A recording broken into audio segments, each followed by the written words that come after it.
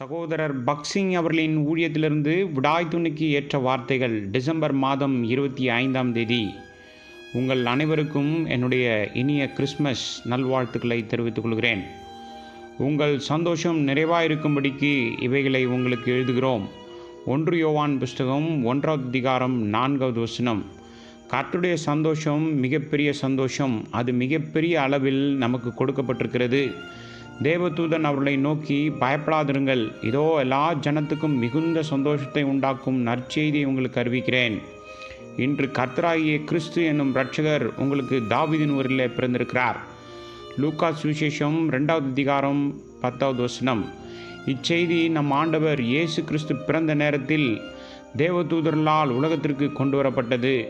கர்த்தராகிய இயேசு கிறிஸ்து தம்முடைய மிகுந்த மகிழ்ச்சியை நமக்கு அளிக்க இவ்வுலகத்திற்கு வந்தார். இந்த மகிழ்ச்சி நேரடியாக பரலோகத்திலிருந்து வந்ததாகும்.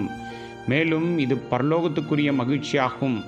இரண்டாவதாக, இந்த மகிழ்ச்சி முழு மனித இனத்திற்கும் தெய்வீக அதிகாரத்தின் கீழ் பரலோகத்திலிருந்து அனுப்பப்பட்டது. இந்த மகிழ்ச்சி எல்லா ஜனங்களுக்கும் ஆனது. இது எந்த ஒரு பிரிவினருக்கும் மட்டுப்படுத்தப்பட்டதல்ல. வேதத்தில் தேவன் சொல்வது முற்றிலும் உண்மை. இதை மாற்ற முடியாது.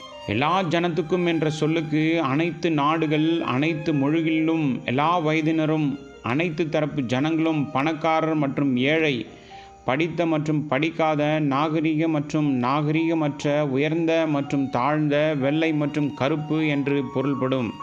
இந்த மகிழ்ச்சியை அனைவரும் பெற்று மகிழலாம். நெகேமியா தீர்க்கதரிசியின் புஸ்தகம் 8வது அதிகாரம் 10வது வசனத்தில் கடைசி பகுதியில் பின்வருமாறு வாசிக்கின்றோம். கர்த்தருக்குள் மகிழ்ச்சியாயிருப்பதே உங்களுடைய பலன். ஒரு பாவி கர்த்தராய் இயேசு கிறிஸ்துவின் விலையேறப்பட்ட இரத்தத்தால் கழுவப்பட்டதன் மூலம் தன் பாவங்களுக்கு மன்னிப்பை பெறும்போது நாம் ஒரு வினோதமான பரலோக மகிழ்ச்சியை பெறுகின்றோம். கர்த்தராய் இயேசு கிறிஸ்துவின் மகிமைக்காகவும் திருப்திக்காகவும் ஒருவர் தனது வாழ்க்கையை வாழும்போது இந்த மகிழ்ச்சி நாளுக்கு நாள் பெருகும். இந்த மகிழ்ச்சியை நாம் ஒருமுறை பெற்றால் அது நாளுக்கு நாள் அதிகமாக நம்மால் அனுபவிக்கப்படும்.